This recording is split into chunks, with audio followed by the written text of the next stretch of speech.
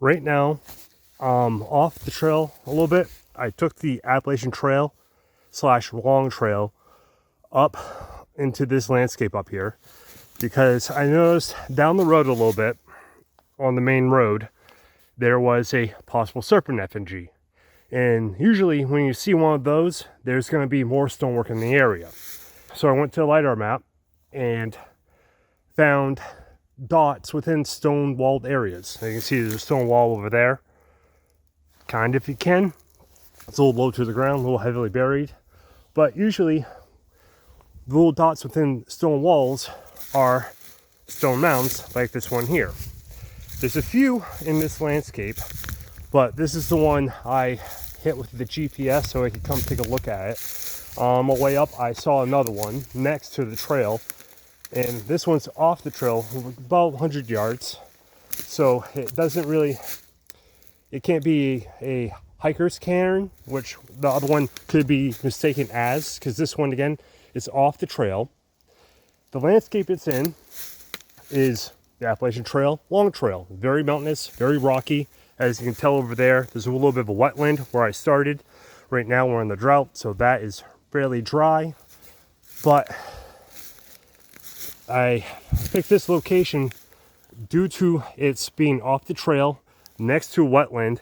And when I found that dot on the LiDAR, I had a feeling this is what it was going to be. And it is what I guessed it was going to be, which is nice that I'm starting to learn the LiDAR well enough that I can identify sites before visiting them, so I'm not wasting my time by going to objects that are, say, a boulder or something along those lines.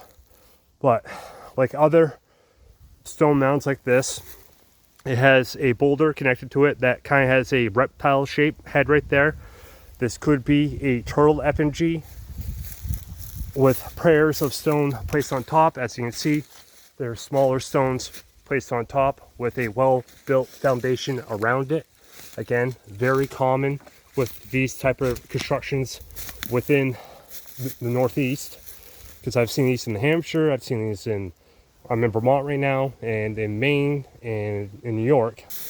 And there's been OSL dating on a lot of these, and they come back to about contact or sometimes 3000 BC.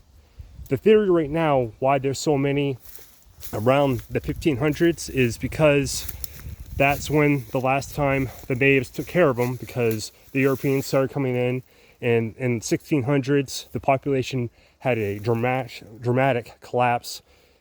Rough estimates are 90 to 95% of the population ceased to exist due to disease from Europe wiping out the native population. So that's why there's so many of these within landscapes that are dating to that late 1500s.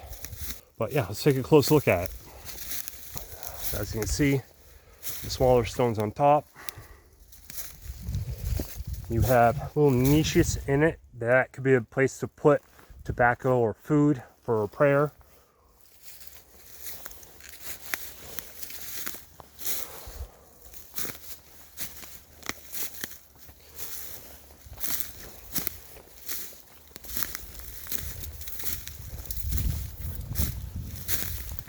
Big boulder on there, right there.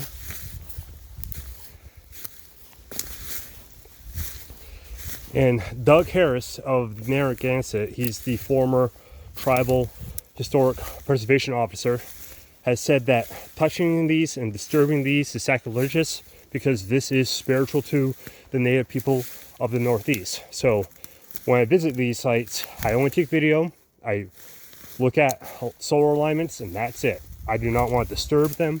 I do not want to damage them because they are important to the native people. This is a cool example of a possible Native American stone mound prayer pile.